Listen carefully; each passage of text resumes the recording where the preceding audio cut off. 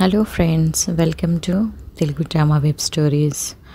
ఈరోజు మరి ఒక కొత్త స్టోరీతో మేము ముందుకు వచ్చాను. అదేంటంటే మాధుర్యం. చాలా బాగుంటుంది, వినండి. ఓకేనా?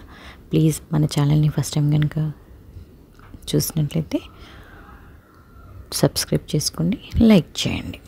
సో స్టోరీలోకి వెళ్ళిపోదాం. సమయం సాయంత్రం 5:30 గంటలు అవుతుంది. నాదప్రియ సంగీత విద్యాలయం 5 ఎకరాల స్థలంలో పచ్చని తోట నడుమ అందంగా నిర్మించిన సంగీత పాఠశాల భవనం. భవనం ముందు చిన్న నీటి కొలను, దానిలో అరవిరిసిన తెల్లని ఎర్రని తామరలు కలువలు. కొలను మధ్యలో కొలువైన వీణాపాణి సరస్వతీదేవి ప్రతిమ. ఆ వీణలోంచి ఎగిసిపడేలా అమర్చిన ఫౌంటైన్ నీటి దారలు అమ్మవారిని అభిషేకిస్తున్నాయి.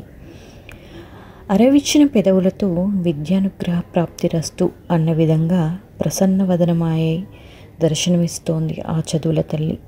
ఆ విశాల ప్రాంగణంలోకి దూసుకువచ్చి ఆగింది ఒక కారు. సుమారు 14 సంవత్సరాల వయసున్న 2 బాలికలు దిగారు. డాడీ 6:30కు వస్తారమ్మా, పొడవుగా ఉన్న అమ్మాయిని ఉద్దేశించి కారుని బ్యాక్ చేసుకుంటూ చెప్పాడు డ్రైవర్. ఆ అమ్మాయి కొంచెం బిడియపడుతుంటే, పర్వాలేదు సంకీర్తన, రా, మా టీచర్తో నేను మాట్లాడనులే అంటూ ఆమె చేయి పట్టి నడిపించింది శృతి. అది ప్రైమరీ క్లాస్. సరిగమ పదని సప్తస్వరాలు. సరళి స్వరాల క్లాస్లో ఆయా స్వర స్థానాలు వివరిస్తూ ఆ తరగతిలోని 20 మంది పిల్లలకు నేర్పిస్తోంది గాయత్రి. శృతితో వచ్చిన సంగీతను చూసి పాఠం ఆపకుండానే కూర్చోమని సైగ చేసింది. మరో 5 నిమిషాల తర్వాత పాఠం ఆపి అడిగింది, ఇదివరలో సంగీతం నేర్చుకున్నావా అని. లేదని చెప్పింది సంకీర్తన. ఈరోజు మంచి రోజని వాళ్ళ నాన్నగారు నాతో వెళ్ళి క్లాస్ జాయిన్ అవ్వమన్నారు మేడం. ఆయన వచ్చి అడ్మిషన్ ఫామ్, ఫీజు ఇస్తారు, వివరించింది శృతి. తల వంచి పాఠం కొనసాగించింది గాయత్రి. పాఠం ముగించబోతూ చెప్పింది, మన సంగీత పాఠశాలలో శాస్త్రీయ సంగీతాన్ని కర్ణాటక, హిందుస్థానీ 2 సాంప్రదాయాల్లోనూ నేర్పుతున్నాము. కర్ణాటక సంగీతంలో గాత్రం ఇన్స్ట్రుమెంట్స్లో వీణ, వయోలిన్, తబలా, మృదంగం ఉన్నాయి. అలానే హిందుస్థానీలో కూడా గాత్రం, సితార్, హార్మోనియం, తబలా నేర్పిస్తారు. అన్నింటికన్నా చెప్పుకోదగ్గ విశేషం ఏమిటంటే, కర్ణాటక సంగీతంలో గాత్రం, వీణ రెండింటిలో సమాన ప్రతిభ, విద్యా అర్హతలు గల మహిమా మేడం మన స్కూల్కి ప్రిన్సిపాల్గా ఉండటం. ఇక్కడ ఫీజులు చాలా తక్కువ. లాభాపేక్షతో కాక నిజమైన విద్యాశక్తితో వచ్చే విద్యార్థులకు ఇది నిజమైన గురుకులం లాంటిది. అంతేకాక ప్రభుత్వం వారు నిర్వహించే పరీక్షలకు మన స్కూల్ ద్వారా వెళ్ళిన వారిలో 100% ఉత్తీర్ణత సాధించారు. ఇక్కడ 6 ఏళ్ల వయసు గల చిన్నపిల్లల నుంచి 60 సంవత్సరాల వయసున్న అమ్మమ్మల వరకు అన్ని ఏజ్ గ్రూప్ వాళ్ళు సంగీతం నేర్చుకుంటున్నారు. మీలాంటి స్టూడెంట్స్, ఉద్యోగులు, ఉద్యోగినులు సాయంత్రం పూట వస్తే పగటిపూట గృహిణీలు, రిటైర్ అయిపోయిన ఉద్యోగులు వస్తారు.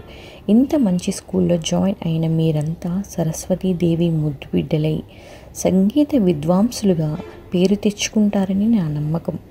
మీ స్కూల్స్లో పిల్లలందరికీ మన స్కూల్ గురించి చెప్పండి. ఆసక్తి కలిగిన వారందరూ చేరుతారు, సరేనా? రేపు మళ్ళీ ఇవాల్టి సమయానికే క్లాస్ ఉంటుంది. వచ్చే సోమవారం నుండి వారానికి 3 రోజులే. సోమ, బుధ, శుక్రవారాల్లో క్లాసులు ఉంటాయి. సంకీర్తన, శృతి వీరిద్దరూ నాతో ఆఫీస్కి రండమ్మా. అప్పటికే వచ్చి ఉన్న విద్యాసాగర్ అక్కడ వెయిట్ చేస్తున్నాడు. అతని చేతికి అప్లికేషన్ ఇచ్చి ఫిలప్ చేసి ఇవ్వమని అడిగింది. అది నింపేసి ఫీజు కూడా కట్టేశాక ఇంటర్కామ్లో ప్రిన్సిపాల్తో మాట్లాడి సంకీర్తనతో, మేడం నిన్ను పిలుస్తున్నారమ్మా, ఈ ఫామ్ తీసుకెళ్ళి ఆవిడకి ఇచ్చేసి అని చెప్పింది గాయత్రి. నమస్తే మేడం, బెరుగ్గా లోపలికి అడుగుపెట్టింది సంకీర్తన. సంకీర్తన పేరు చాలా బాగుందమ్మా. సంగీతంలో టచ్ ఉందా? సంగీతం చేతిలోంచి అప్లికేషన్ అందుకుంటూ అడిగింది మహిమ చిరునవ్వుతో. లేదు మేడం, మేము నెల రోజుల క్రితమే లండన్ నుంచి వచ్చాము. మీ డాడీ అక్కడే జాబ్ చేసేవారా? ఆసక్తిగా అడిగింది మహిమ. బిజినెస్ మేడం, మా మమ్మీ 2 సంవత్సరాల క్రితం చనిపోవటంతో అదంతా వైండప్ చేసి ఇప్పుడు ఇండియాకి వచ్చేసాము అని చెప్పింది సంకీర్తన. ఆ స్వరంలో ధ్వనించిన వేదనకు మహిమ చలించిపోయింది. అప్రయత్నంగా సంగీతనను దగ్గరికి తీసుకుని బుగ్గలను నిమిరింది. పాటలంటే ఇష్టమేనా? మృదువుగా అడిగింది మహిమ. చాలా ఇష్టం. అడ్మిషన్ ఫామ్ని పరిశీలిస్తున్న మహిమ ఒకచోట ఆగిపోయి సంకీర్తనను చూస్తూ ఉండిపోయింది. విద్యాసాగర్ మల్లెమాల అంటే నువ్వు విద్యాసాగర్ గారి అమ్మాయివా? మీ తాతగారి ఊరు నర్సాపురమా? అవును, మా డాడీ మీకు తెలుసా? బాగా తెలుసమ్మా. ఆఫీస్ రూమ్లో ఉన్నారండి, పిలుచుకొస్తాను. మహిమ జవాబు కొరకు ఎదురు చూడకుండానే బయటకు పరుగు తీసింది సంకీర్తన. Good evening madam. రూమ్లోకి అడుగుపెట్టిన విద్యాసాగర్ మహిమని చూసి అప్రభితుడై నిలబడిపోయాడు. తన సీట్లోంచి లేచి నిలబడిన మహిమ కళ్ళ నిండా నీళ్లు, పెదవులపై చిరునవ్వు. కన్నార్పకుండా ఏదో పోగొట్టుకున్న పెన్నిధిని చూసుకుంటున్నట్టు విద్యాసాగర్ని చూస్తుండిపోయింది. మై గాడ్, మిస్ మీ, నువ్విక్కడ? ఓ మాయ్, ఈ స్కూల్ నీదేనా? విద్యాసాగర్ గొంతు దుఃఖంతో పూడుకుపోయింది. అప్రయత్నంగా కుర్చీలో కూర్చొని కళ్ళజోడు తీసి రుమాలతో కళ్ళద్దుకున్నాడు.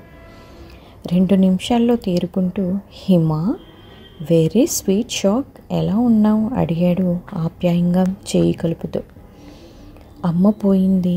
నా తర్వాత తమ్ముడు, చెల్లెలు అందరూ సెటిల్ అయిపోయారు. నేను ఇలా ఉన్నాను. అంటే నువ్వు ఇంకా పెళ్లి చేసుకోలేదా? లేదు విద్య, ఈ సంగీత విద్యకే నా జీవితం అంకితం చేసుకున్నాను.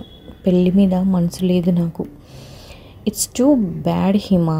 జీవితానికి పరిపూర్ణత వివాహంతోనే అని నీకు తెలియదా? ఎందుకిలా నీ జీవితాన్ని వ్యర్థం చేసుకుంటున్నావు? వ్యర్థమని నేను అనుకోవటం లేదు విద్య. పెళ్లి చేసుకోకపోయినా ఒక పాపకి తల్లినయ్యాను. విద్యాసాగర్కు అర్థం కాలేదు. వివరంగా అడిగేలోగా శృతి సంకీర్తనలతో గాయత్రి లోపలికి వచ్చింది.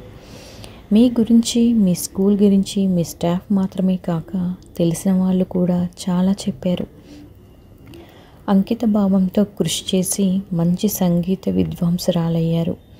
మా అమ్మాయిని మీ అంతటి దాన్ని చేయాలని ప్రార్థిస్తున్నాను.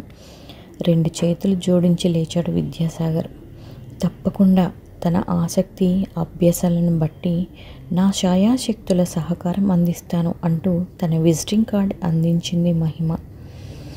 వెళ్ళొస్తాం మేడం చెప్పారు పిల్లలిద్దరూ. చాలా బలవంతంగా అక్కడి నుంచి లేచాడు విద్యాసాగర్. ఇది ఫ్రెండ్స్ ఈరోజు స్టోరీ, మాధుర్యం ఎపిసోడ్ 1. సో చాలా బాగుంటుంది స్టోరీ, వినండి. అండ్ మన ఛానల్ని సబ్స్క్రైబ్ చేసుకోండి, లైక్ చేయడం మాత్రం మర్చిపోవద్దు. సో నెక్స్ట్ ఎపిసోడ్లో మళ్ళీ కలుద్దాం.